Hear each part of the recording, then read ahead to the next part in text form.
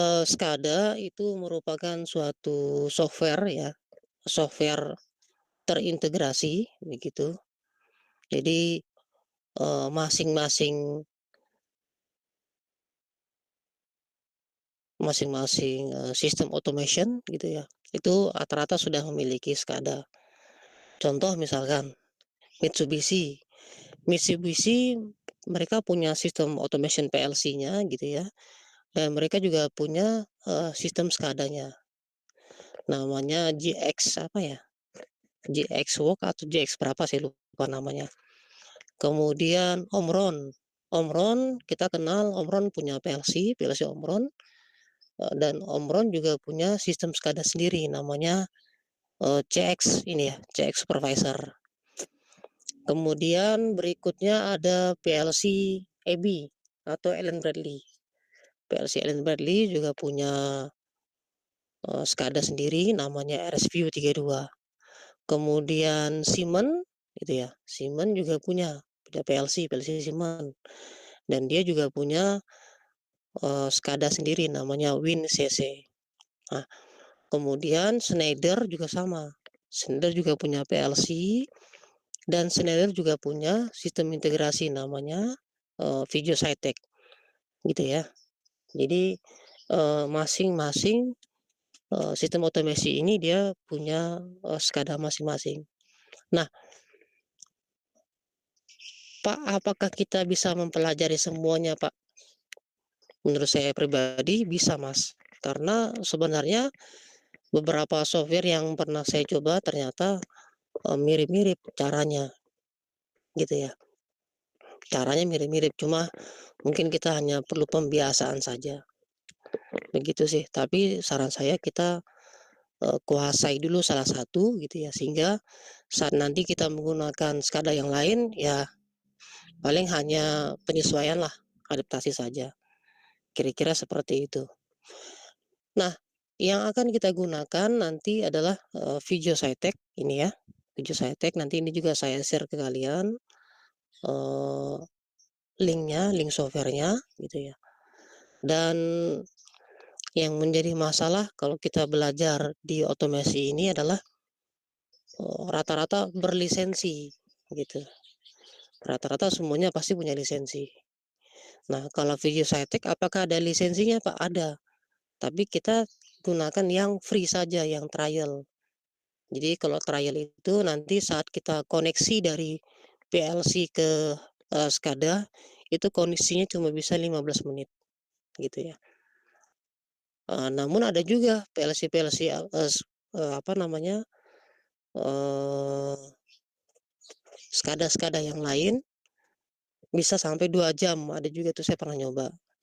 Kalau nggak salah yang ini InfoYou, ini 2 jam nih, bisa trialnya tuh koneksinya 2 jam, tapi dia menggunakan PLC, LG gitu ya. Apakah bisa Pak, InfoYou koneksi ke Siemens? Bisa, InfoYou koneksi ke Schneider bisa, nggak masalah. Nah, namun yang menjadi kendala bagi mahasiswa adalah kita, nyoba Pak simulasi. Nah, saat kita nyoba simulasi, kita koneksikan ke InfoYou apakah bisa Pak? Nggak bisa. Nah, rata-rata sampai saat ini yang bisa itu hanya sejenis. Contoh, kita mau simulasi, kita nggak punya PLC-nya, kita pakai Somesin Pak, kita simulasikan. Kemudian kita pakai video Cytek kita simulasikan. Nah, dia mereka bisa connect. Kalau sejenis satu merek gitu ya, satu merek itu bisa connect. Nah, kira-kira gitu. Tapi yang menjadi masalah saat ini adalah tadi, apa, lisensi. Nah, itu yang agak repot bagi kita ya. Ya nanti kalau kalian mau nyari coba aja cari-cari yang krek-krekan silahkan ya. Tapi kalau saya pribadi nggak bisa mengakomodir karena, khawatir juga dari kampus nanti, gitu kira-kira. Nah, Eee, kalau kita bicara pekerjaan ya, pekerjaan di bidang ini, banyak pabrik-pabrik yang setahu saya sampai saat ini mereka, sistemnya itu hanya menggunakan PLC dan touchscreen, touch panel, yang kayak kita praktek sebelum lebaran. Jadi banyak yang sistemnya begitu saja. PLC dan touchscreen, touch panel. Nah, yang SCADA, banyak juga sih, tapi banyak juga yang belum ada. Nah, jadi di sini terbuka peluang bahwa, kita melakukan integrasi sistem mereka, gitu ceritanya. Terbuka peluang kita melakukan integrasi, dan integrasi ini kita tidak perlu mematikan PLC, nggak perlu kita. Namun kita harus tahu alamat-alamat yang digunakan. Jadi ya sampai saat ini banyak tuh, alumni-alumni kalian yang, eee, projeknya projek integrasi gitu ya, di pabrik mana gitu kan. Mereka sudah punya PLC-nya, touchscreen-nya, mau ditarik ke SCADA dengan komputer gitu ya, dengan layar besar. Nah itu, projek-projek seperti itu masih sangat memungkinkan di kita. Itu yang pertama. Yang kedua, yaitu projek-projek terkait upgrading, penambahan unit. Jadi ada unit-unit yang belum ditambahkan ke SCADA, nanti unit-unit itu kita tambahkan di SCADA. Nah, kira-kira seperti itu. Itu, yang sampai saat ini ya, menurut saya pribadi ya masih terbuka peluang untuk itu. Nah, jadi, peluang pekerjaan di bidang ini ya masih sangat banyak gitu ya. Walaupun, banyak juga orang yang bisa. Nah, ini yang kita jangan perlu khawatir, tidak perlu khawatir lah. Kan banyak yang bisa, Pak, gitu ya. Benar banyak yang bisa, tapi apakah, mereka bisa melakukan garansi yang baik? Apakah, desainnya sesuai dengan apa, eee, sesuai dengan owner-nya? Nah, itu dia. Jadi istilahnya tuh di sini disebut sebagai after sales gitu ya. Pelayanan setelah projeknya bagaimana, misalkan, apa namanya, perbaikannya, modifikasinya. Nah, itu yang banyak, di kita yang agak kurang. Sehingga setelah projek udah lepas tangan aja, mau seperti apa ya udah. Nah, itu kenyataan itu banyak tuh di kita tuh. Jadi, bagi kita sendiri gitu ya, bagi kalian nanti yang mau terjun di bidang ini, ya tadi kita, lebih ke pelayanan, after sales-nya, servisnya kita bagus dan lain-lain. Kira-kira seperti itulah, gambaran di apa, di bidang ini ya. Dan bidang ini uniknya uniknya bidang ini kita, bisa freelance gitu. Kita bisa freelance. Jadi kalian latihan aja, nanti suatu saat mungkin dari kakak tingkat kalian perlu tenaga kalian, kalian yang kerjain gitu ya. Selesai ya sudah. Nah, paling ya kerjanya saat project dan itu banyak, saya lihat di kakak tingkat kalian yang pekerjaan seperti itu. Banyak banget saya sering ketemu sama alumni-alumni kalian. Jadi pekerjaan itu pekerjaan yang tidak mengikat secara tidak langsung. Project selesai ya sudah, gitu kira-kira. Nah ini gambaran aja ya, gitu kira-kira. Sama juga dengan PLC, kira-kira seperti itu. Oke, nah lanjut, berikutnya kita bahas terkait, SCADA ya. Jadi SCADA ini kepanjangan dari ini ya, Supervisory Control and Data Acquisition. Jadi, mengutip dari, National Institute Standard Technology bahwa, SCADA itu adalah sistem terdistribusi yang digunakan untuk mengendalikan aset-aset yang tersebar secara geografis, sering terpisah ribuan kilometer persegi, di mana kontrol dan akuisisi data terpusat sangat penting bagi operasi sistem. Nah, pada intinya bahwa SCADA, itu adalah remote system kalau dilihat di sini. Misalkan misalkan ya di PNJ itu pusatnya, nanti di Sawangan gitu ya, Sawangan ada sistem sistem kecil gitu ya.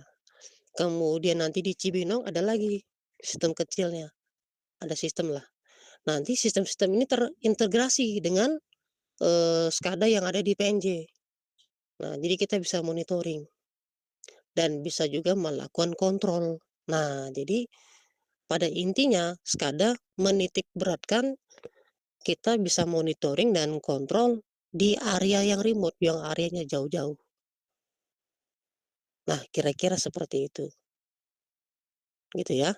Ini secara konsepnya begitu dan memang, SCADA di sistem migas itu banyak digunakan banget. Karena migas itu sistemnya remote, kecil-kecil dia. Ada sumber minyak di area mana, nanti ada lagi sumber minyak, sumber gas di area mana, jauh-jauh, gitu kira-kira. Dan itu nanti sistemnya perlu dikontrol. Nah, akhirnya mereka menggunakan itu, termonitoring juga. Nah, jadi konsepnya SCADA itu kira-kira begitu, mereka bisa mengontrol, memonitor area yang, jaraknya berjauhan. Itu keunggulan SCADA gitu ya. Kalau sekarang ada Pak namanya LoRa gitu ya. Kalau SCADA mah emang udah zaman tahun 90-an memang sudah seperti itu. Jadi LoRa kan hanya invention aja kan, melihat sistem, oh kayak SCADA ya diambil aja. Itu kalau menurut saya yang saya lihat sih. Tapi sistemnya secara otomasinya itu di SCADA sudah dilakukan. Kemudian berikutnya kita membahas tentang, arsitektur SCADA, ini ya. Nah, jadi kalau kita lihat bahwa arsitektur SCADA ini dia ada 6. Ada operator, yang kedua human machine interface, yang ketiga master terminal unit, yang keempat sistem komunikasi, yang kelima remote terminal unit, yang terakhir field device. Jadi kita sebut dia sebagai SCADA, dia harus memiliki 6 arsitektur ini, kira-kira seperti itu. Nah, yang pertama, operator. Nah, operator ini tugasnya ya mengawasi sistem, mengawasi plan. Dia yang paling memahami plan, yang paling memahami operasinya. Nah, jadi operator-operator ini itu, disiplin ilmunya beda-beda. Ada yang mungkin dia dulu, di orang kimia gitu ya, orang fisika, atau orang mesin gitu ya. Karena dia memahami sistem produksinya, sistem operasinya, jadi dia diminta sebagai operator, gitu kira-kira. Di sistem petrochemical juga sama, orang-orang petrochemical, kemudian orang-orang di bagian migas, ya sama.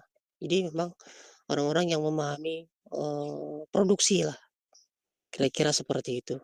Nah, jadi kita saat membuat sistem SCADA-nya, kita berkomunikasi dengan mereka. Jadi, sistemnya nanti enaknya nih kalau kita mau mengontrol ini seperti apa, Pak? Base plate-nya gitu loh ya. Oh, base plate-nya yang enak kalau kami begini, Pak, biar gampang. Nah, jadi kita sebagai sistem engineering gitu ya, kita komunikasi dengan mereka. Mereka yang enak seperti apa? Oh, kita begini, Pak, kita begini, Pak, kita mengikuti. Nah, pada konsepnya itu seperti itu. Jadi operator ini bukan orang elektro, bukan orang yang mengerti bagaimana cara bikin SCADA, enggak. Tapi mereka yang mengerti mengoperasikan mesin produksi. Jadi kita itu mendesain untuk mereka. Nah, kira-kira seperti itu, yang memudahkan mereka. Nah, lanjut, kemudian plan. Nah, nanti di mesin interface, ya kita bikin, sistem plan-nya. Nanti kita, studi kasusnya nanti bisa menggunakan, water treatment plant yang ada di PNJ ya. Kita coba bikin desain itulah.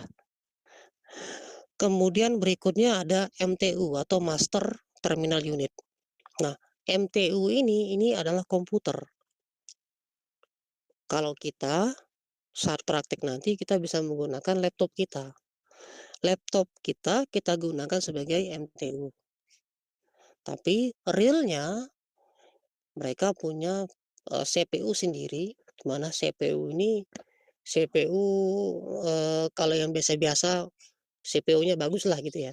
Tapi kalau sistemnya besar banget, CPU-nya untuk yang CPU server, komputernya komputer server. Kenapa pakai komputer server, Pak? Karena pertama 24 jam nonstop, yang kedua data yang dikirimkan dan yang diterima dan yang disimpan itu banyak, gitu ya. Dan yang keempat, minim maintenance. Nah, jadi kalau laptop kita jadi MTU, bisa, paling hanya simulasi saja. Tapi kalau di-running selama 24 jam, selama sebulan, Pak, wah laptop kita jebol.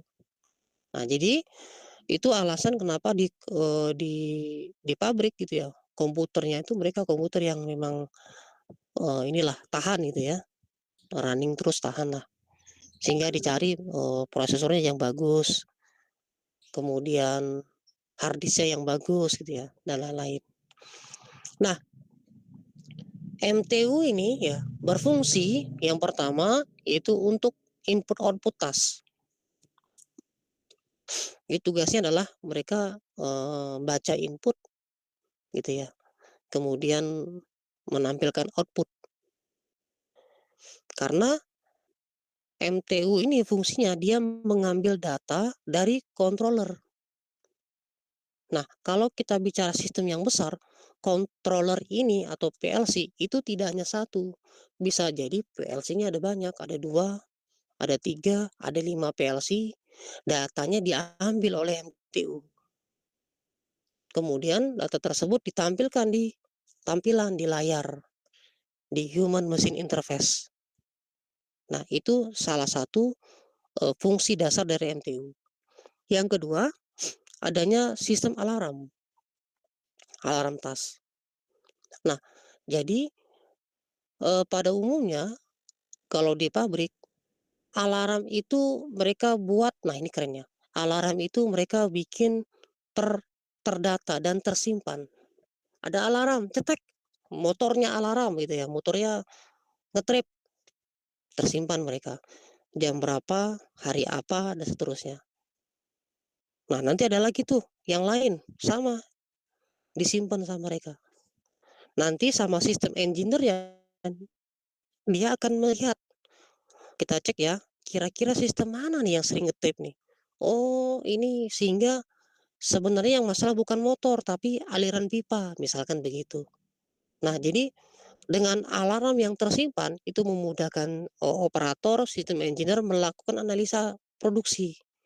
Kenapa produksi kita tidak optimal? Oh, ternyata karena ini, sistem yang ini nih, kurang optimal sehingga berefek ke yang lain.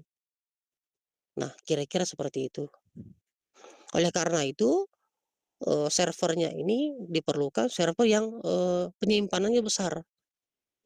Dalam hal ini storage-nya besar, hard disk-nya besar. Nah, untuk penyimpanan tadi. Dan ingat penyimpanannya ini bukan sehari 2 hari, bisa tahunan. Setahun, 2 tahun, 3 tahun, 4 tahun, 5 tahun. Bahkan mungkin data 10 tahun dia selama beroperasi juga tersimpan. Nah, itu alasan tadi saya sampaikan bahwa mereka memerlukan yang, storage yang lumayan besar, ya. Kemudian berikutnya tren, tren ini adalah grafik. Grafik ini misalkan grafik produksi gitu ya, grafik, misalkan kecepatan motor, atau parameter-parameter pada produksi, misalkan temperaturnya, pressure-nya, atau boiler gitu ya, tekanan boiler, suhu boiler, dan lain-lain, kekeringannya boiler, dan lain-lain. Nah, itu berupa grafik, ya, dan grafik ini nyimpennya lama juga sama, kayak alarm tadi, setahun, 2 tahun, 3 tahun, 4 tahun, dan seterusnya.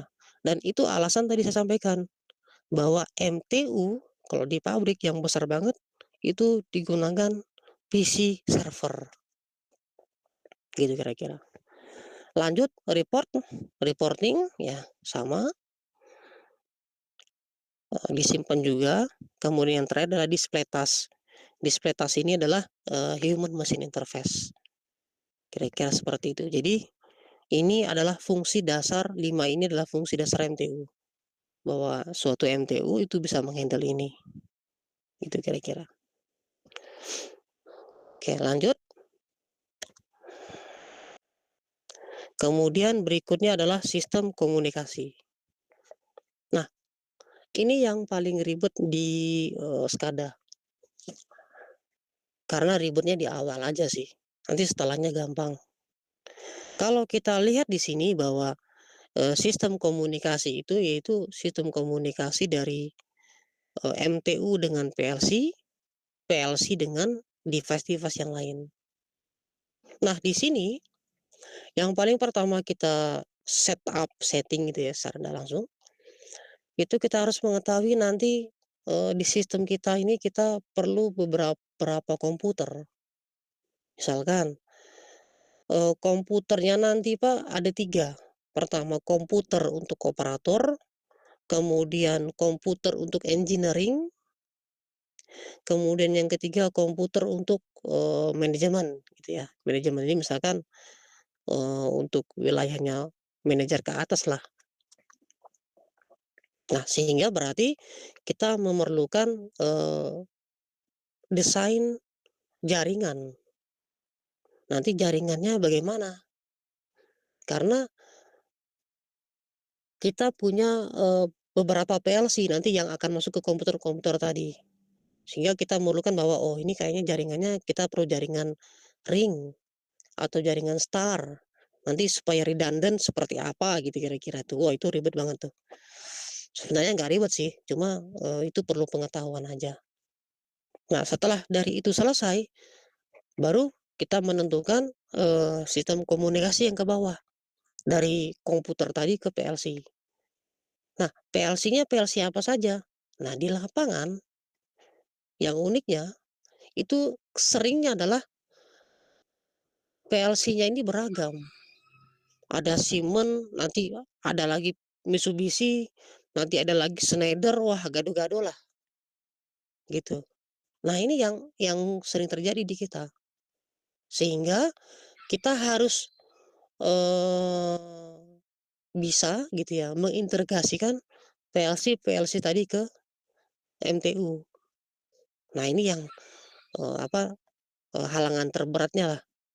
Apalagi kalau misalkan PLC-nya PLC jadul, itu yang pertama. Atau yang kedua, SCADA-nya kita tidak support. Nah, ini yang agak berat. Sehingga dalam hal ini kita perlu memastikan bahwa SCADA kita bisa mengakses PLC-PLC yang tadi. Sehingga dalam hal ini kita sebelum perencanaan SCADA kita perlu survei dulu. Apa yang disurvei, Pak? Yang pertama survei, PLC yang digunakan, kemudian interface-nya apa gitu ya. Nanti kalau misalkan kita bikin jaringan, jaringannya di mana, nanti, di mana letak apa, ruangan SCADA-nya dan lain-lain. Nah, jadi kita perlu melakukan, survei-survei seperti itu. Setelah dirasa, oh ternyata kalau begini kita perlu SCADA yang ini. SCADA A ini dia bisa koneksi dengan beragam PLC. Kalau sudah ada, sudah aman. Nah, itu kira-kira. Karena yang paling susah ini adalah pertama interface, gitu sih. Kalau interface-nya oke, ya sudah, sisanya kita tinggal desain-desain aja, ya. Namun ya namanya desain itu tidak segampang yang kita pikirkan ya. Desain itu lumayan, lumayan berat lah, lumayan lumayan banyak itu, lumayan menguras energi lah, gitu kira-kira. Nah, tadi saya sampaikan bahwa terkait interface. Jadi interface tadi adalah dari SCADA ke PLC. Nah, interface-nya apa? Nah, interface-nya itu beragam, ya. Kalau PLC-PLC yang, zaman-zaman dulu gitu ya, tapi sampai sekarang juga masih menggunakan ini RS-232 atau menggunakan RS-485 atau Ethernet gitu ya. Atau ada lagi yang menggunakan ini Swiss telepon dan lain-lain. Nah, tetapi yang paling umum adalah Ethernet dan serial gitu. Ini yang paling umum. Jadi yang paling umum adalah Ethernet dan serial. Ya, serial bisa berupa RS-232 atau RS-485. Nah, karena serial ini ternyata, cukup tangguh untuk medan-medan yang memang banyak gangguan. Gangguan ini adalah misalkan intervensi medan magnet. Nah, ternyata data-data itu sangat, eee, apa namanya, sangat terpengaruh dengan elektromagnetik. Misalkan ada motor yang berputar, gitu ya. Secara tidak langsung kabel-kabelnya itu akan mengandung medan elektromagnetik, akan mengandung IMF. IMF ini akan bisa mengganggu data. Sehingga dalam hal ini kita perlu, yang pertama kabel-kabel yang memang mampu menahan gangguan tadi. Kemudian grounding-nya seperti apa. Nah, banyaklah yang dipikirkan. Karena kalau misalkan jelek nanti datanya bisa jelek juga. Nah, tapi rata-rata yang digunakan untuk di lapangan itu tadi, Ethernet dan, serial gitu ya. Nah, kemudian berikutnya adalah RTU, Remote Terminal Unit.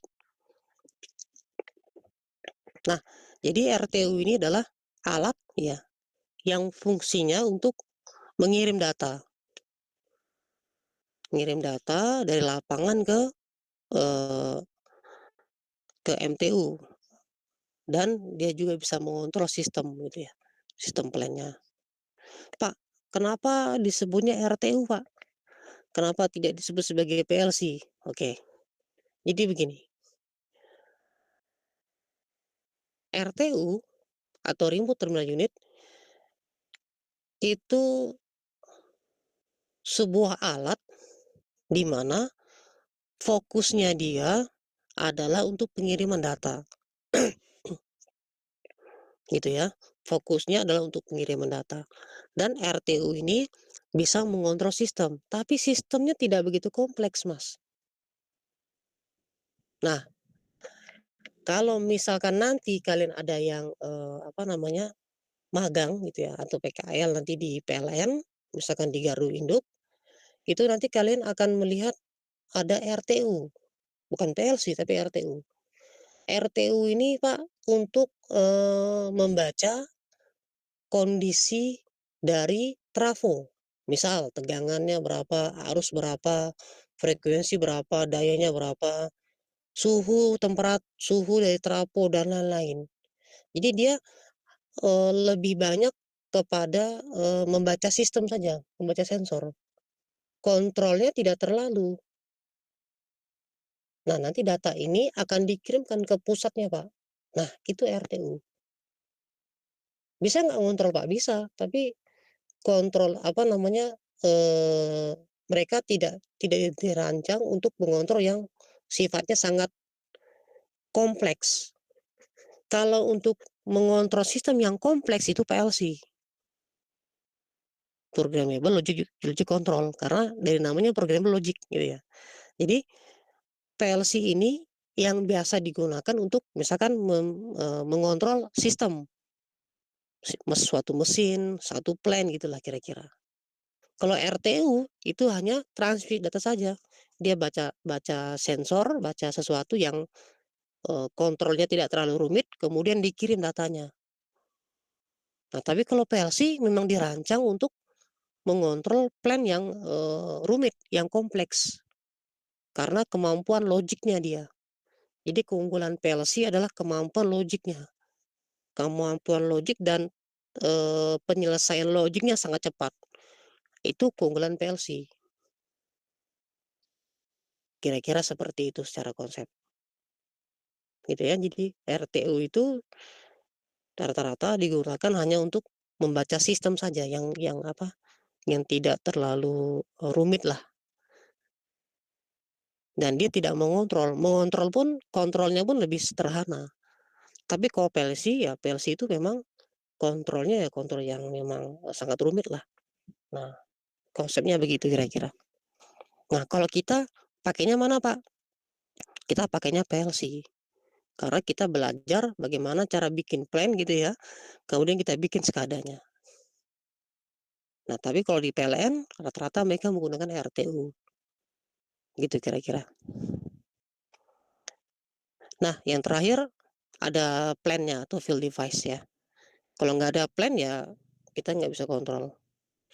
Nah, kemudian ya berikutnya ada yang disebut sebagai, basic SCADA. Nah, basic SCADA itu begini, ada satu buah MTU gitu ya, ada PLC, ada field device atau plan-nya lah.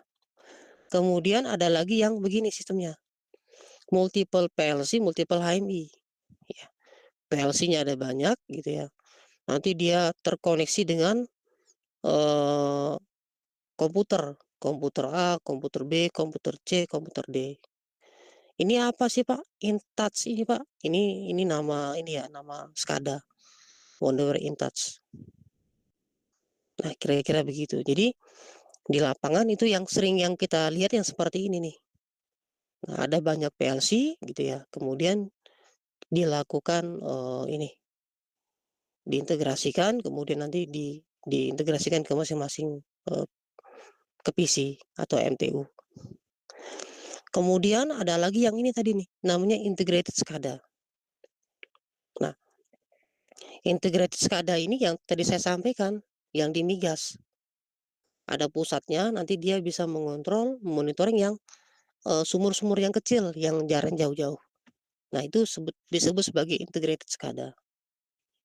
Jadi ada SCADA pusatnya gitu ya, kemudian dia nanti mengontrol dan membaca, SCADA-SCADA yang tadi, area-area remote. Ada sumur di Sawangan, ada sumur tadi di mana, di Cibinong gitu ya.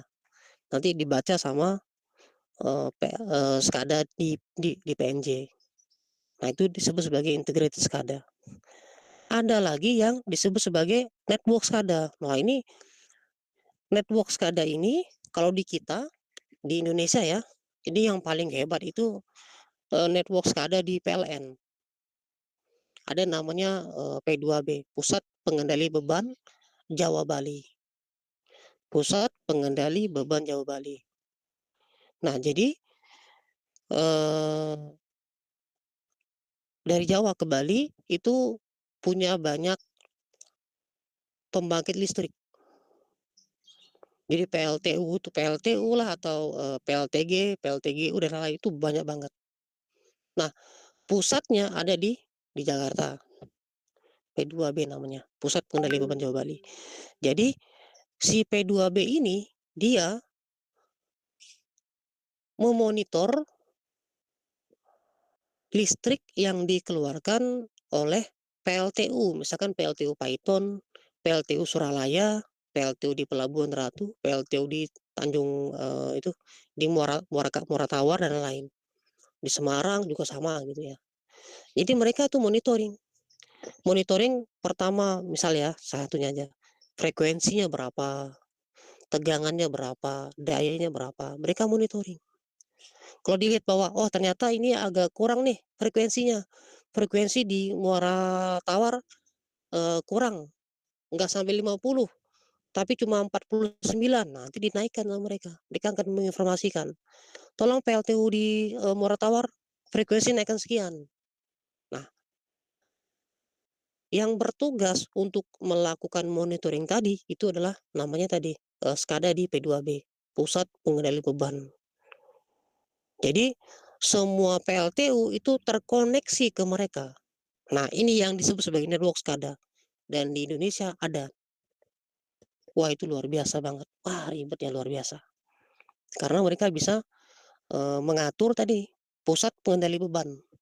Jadi mereka mengatur, daya-daya dari semua PLTU dari Jawa Bali, dan kemudian mereka juga yang mengatur beban.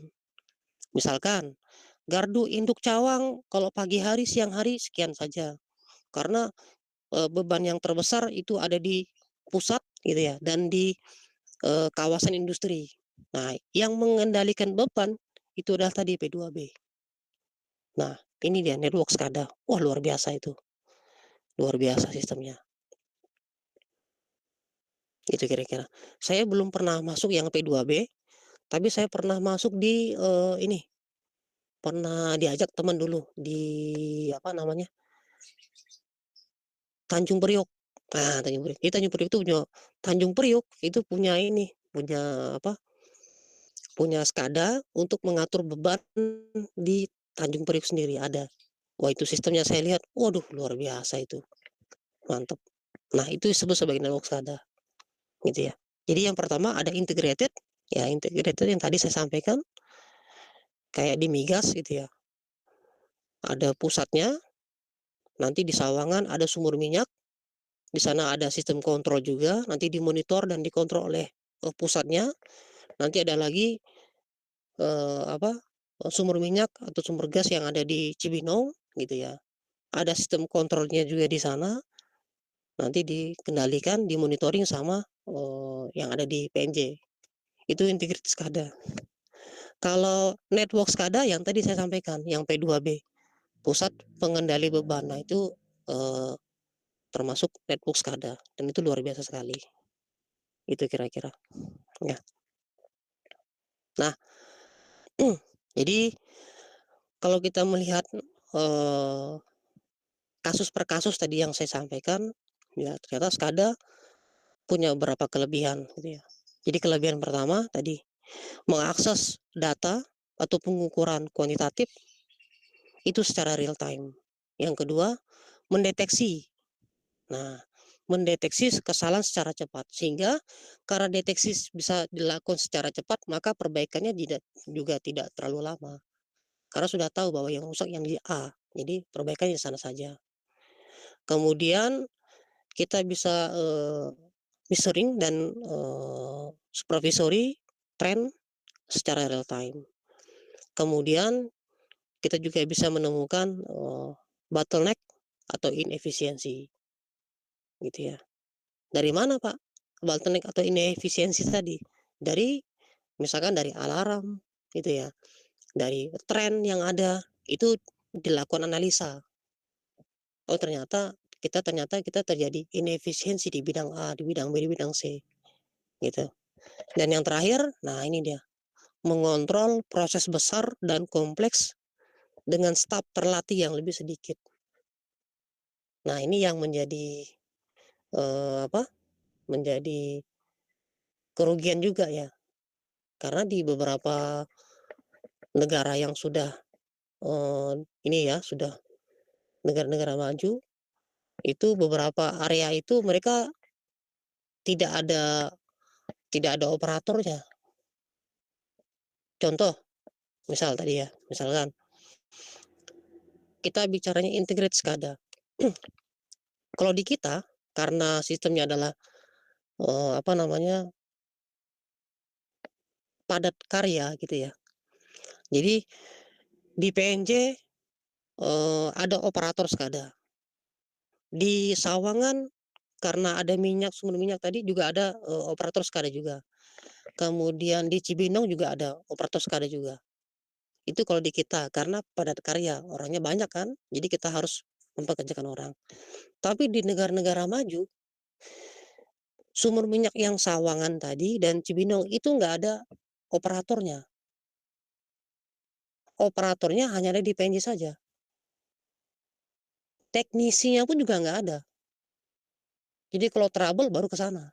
Bayangin semuanya sudah terotomatisasi, sudah dikontrol oleh pusatnya tadi yang saya sampaikan. Nah, kira-kira begitu ya. Tapi di kita itu masih belum ya, yang saya tanya-tanya ke teman-teman, di migas juga wah enggak, masih di kita masih padat karya lah, kira-kira begitu. Oke, itu untuk, SCADA ya. Oke, sampai di sini ada pertanyaan, silakan.